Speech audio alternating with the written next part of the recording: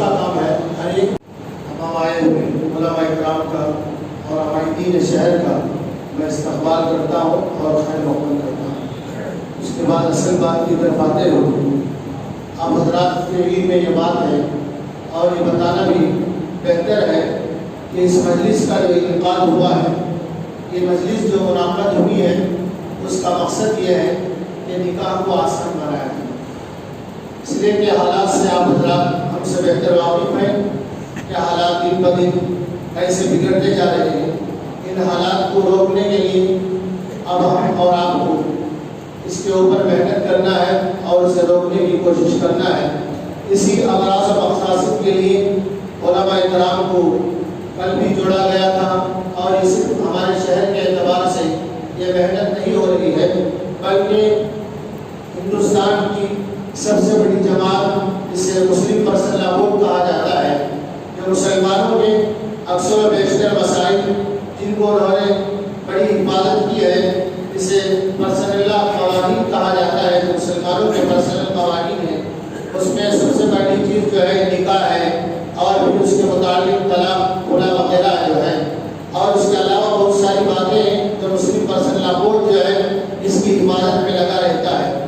تو مسلم پرسنل لا بورڈ کی جانب سے یہ محنت اور یہ کوشش کی جا رہی ہے کہ آپ کو معلوم ہے کہ جیسا کہ گزشتہ ہفتہ یعنی کہ منگل کے دن، گزشتہ منگل کے دن بھی ایک آن لائن میٹنگ ہوئی تھی، تو اس میٹنگ میں بھی ہمارے شہر کے عوائدین اور علماء کرام بھی آن لائن میٹنگ میں شریک رہے، اور آپ نے بڑے بڑے اکابرین علماء کرام کے بیانات کو اور ان کے رائے اور مشورے کو سنا ہے۔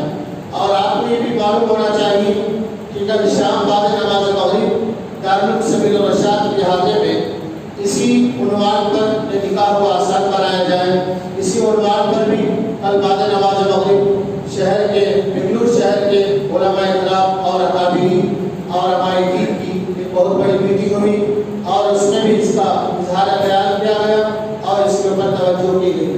تو اسی اعتبار سے کل ہم نے اسی مسجد میں علماء کرام کو دعوت دیے تھے، اور بہت سارے علماء کرام یہاں جمع ہوئے تھے، سب نے اپنی اپنی رائے پیش کی، اور اس میں یہ بھی ایک رائے آئی اور یہ متفقہ طور پر فیصلہ کیا گیا کہ عوائدین شہر کو جوڑا جائے۔ تو اس غرض اور مقصد کے لیے آپ حضرات کو زحمت دی گئی اور تکلیف دی گئی اور یہاں پر بلایا گیا ہے، تاکہ اس نکاح کو آسان بنانے کے سلسلے میں آپ اپنی رائے اور اپنی اونچی سوچ کے مطابق کیا کرنا ہے آپ پیش کریں گے۔ اور اس سے پہلے بھی ہمارے جو علماء کرام ہیں ان سے ادب گزارش کرتا ہوں کہ جن کا نام لیا جائے وہ 5 منٹ میں ہی صحیح نکاح کے متعلق اور اس نکاح کو آسان بنانے کے متعلق اپنے سارے خیالات فرمائیں گے۔ تو میں اس لیے سب سے پہلے اس کے اغراض و مقاصد میں اور روشنی ڈالنے کے لیے ہمارے مولانا قاری عتیق الرحمان صاحب سے گزارش کرتا ہوں کہ اپنے خیالات کا اظہار فرمائیں۔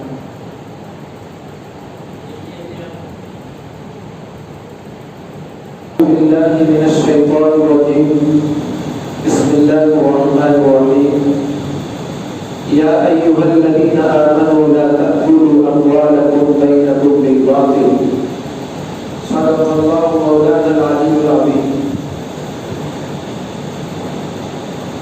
وقال النبي صلى الله عليه وسلم أعظم النكاح بركة أيسرهما أو كما قال عليه أفضل الصلوات وأتم التسليم۔ معزز حضرات علماء کرام، عوائدین شہر،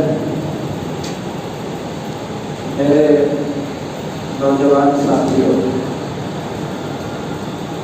ہمارے سامنے الحمدللہ آج کے اس اجلاس کے اغراض و مقاصد آ چکے ہیں۔ ہم کو نتیجے پر پہنچنا ہے، اور جیسا کہ حضرت مولانا نے ارشاد فرمایا کہ 5 منٹ میں ہی صحیح اپنے خیالات کا اظہار فرمائیں،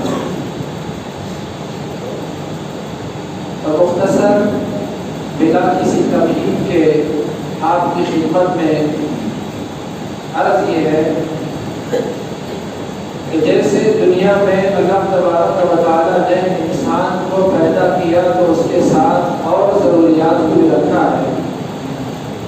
کھانا پینا لباس گھر یہ انسان کی ضرورتیں. اسی طرح انسان کے لیے نکاح بھی ضرورت ہے. ایک مرد کو ایک عورت کی ضرورت پیش آتی ہے اور عورت کے لیے مرد کی ضرورت رہتی ہے. یہ انسان کی فطرت میں داخل ہے. ضرورتوں کو پورا کرنے کا انتظام بھی اللہ تبارک و تعالیٰ نے اپنے ذمہ لیا ہے. ہماری ضرورت ہمارے لیے آنکھ کی دنیا میں آنے کے بعد ہی اللہ نے ماں کے پیٹ میں ہی ہمارے لیے آنکھ بنا دی. ہمارے لیے ہاتھوں کی ضرورت دنیا میں آنے کے بعد پڑتی ہے. اللہ نے ماں کے پیٹ میں رہتے ہوئے ہمارے لیے ہاتھ بنا دی. پیروں کی ضرورت بھی اللہ نے پہلے ہی پوری کر دی.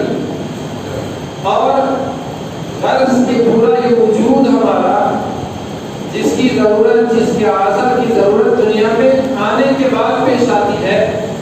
اللہ رب الجلال نے ماں کے پیٹ میں ہی تمام ضرورتوں کو پورا فرما دیا. اور ہمارے دنیا میں آنے سے پہلے اللہ نے ہمارے لیے روشنی کا انتظام کر دیا, پانی کا انتظام فرما دیا, ہمارے لیے غذا کا پہلے ہی سے نظام چلا دیا, ہوا ہمارے لیے پہلے ہی سے اللہ پاک نے پیدا فرما دی. تو ان تمام باتوں سے بات سمجھ میں آتی ہے کہ اللہ نے ہمارے لیے جو جو ضروریات رکھی ہیں, جو ہمارے لیے حاجتیں بنائی ہیں, اللہ ہی نے ان سب کے پورا کرنے کا انتظام بھی فرما دیا. اسی طرح نکاح بھی ہماری ایک ضرورت ہے. اس کے لیے اللہ پاک نے جوڑے بنائے. قرآن مجید کی مختلف آیات اس کی طرف ہم کو اشارہ کرتی ہیں, بتاتی ہیں. یا ایھا الناس اتقوا ربکم الذی خلقکم من نفس واحدہ وخلق منها زوجها. ہر ایک کے لیے جو جوڑے اللہ نے مقرر فرمائے وہ پہلے پیدا فرما دیے. تو مجھے عرض کرنا یہ ہے ضرورتوں کا انتظام اللہ نے اپنے ذمہ لیا ہے. تو نکاح بھی ایک ضرورت ہے. اور میرا آپ کا دین جسے میں اور آپ اپنا دین مانتے ہیں, جس مذہب پر ہم چلتے ہیں, یہ مذہب کامل و مکمل مذہب ہے. اللہ کے حبیب نے فرمایا, اللہ کے حبیب علیہ السلام پر آیات نازل ہوئی. اللہ نے ارشاد فرمایا الیوم اکملت لکم دینکم, میں نے تمہارے لیے تمہارے دین کو مکمل کر دیا. واتممت علیکم نعمتی, اور میری نعمت تم پر تمام کر دی.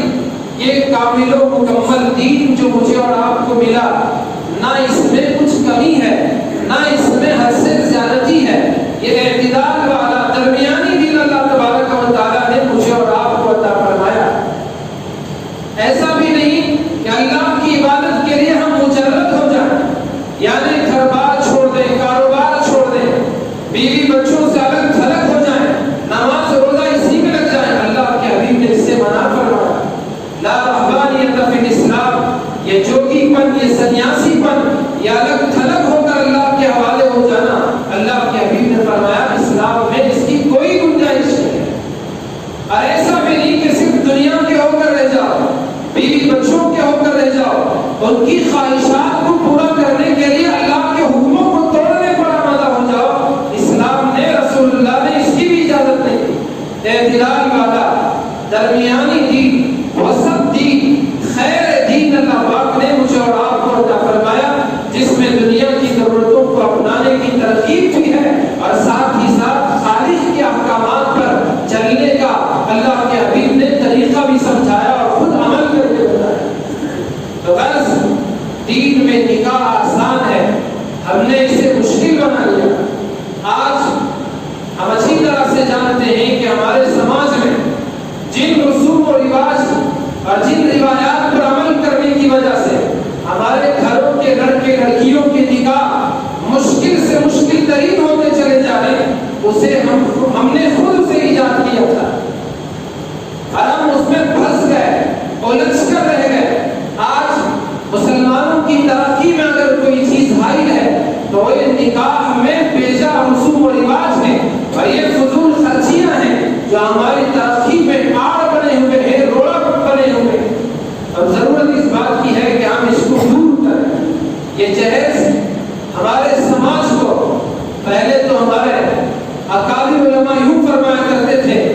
یہ جہیز کی لعنت ہمارے سماج کو دیمک کی طرح تباہ و برباد کر رہی، اس کو چاٹ کے ختم کر رہی۔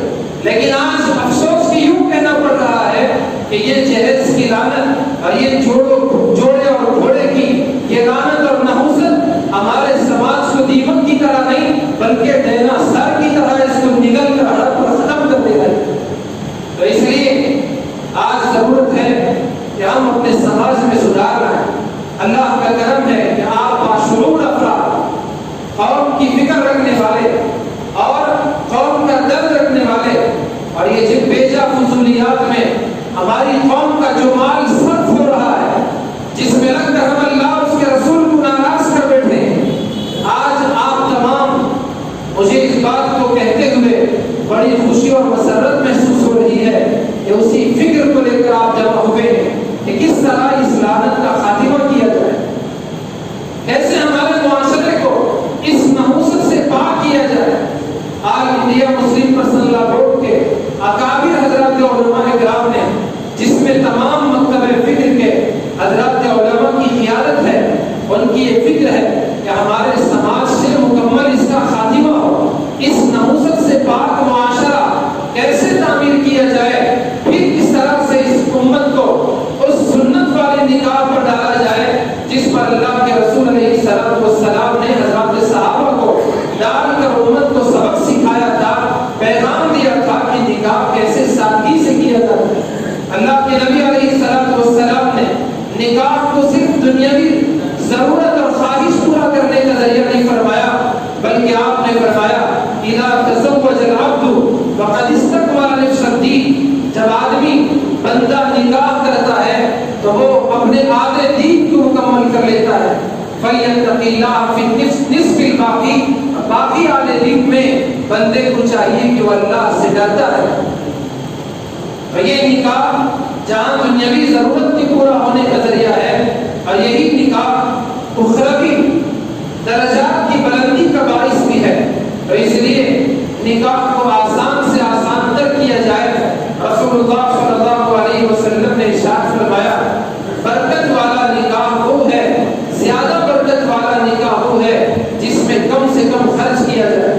اور اس لیے یہ دعوت کے نام پر جو فضول خرچی ہو رہی ہے، میری گزارش ہے کہ آپ سب جو فکر مند احباب، متفکر، درد رکھنے والے حضرات یہاں تشریف فرما ہیں، آپ کی کوششوں سے یہ بات ممکن ہو سکے گی کہ ہمارے سماج سے، ہمارے شہر سے، ہمارے علاقے سے کس طرح سے اس لعنت پر قابو پایا جا سکے اور کیسے نکاح کو آسان سے آسان ترین بنایا جائے۔ تو بہرحال میں انہی باتوں کے ساتھ اپنی گفتگو ختم کرتا ہوں، اور بھی حضرات علماء کرام تشریف فرمائیں، ان کی قیمتی باتیں آپ تمام حضرات کے سامنے آئے گی۔ امید کے سب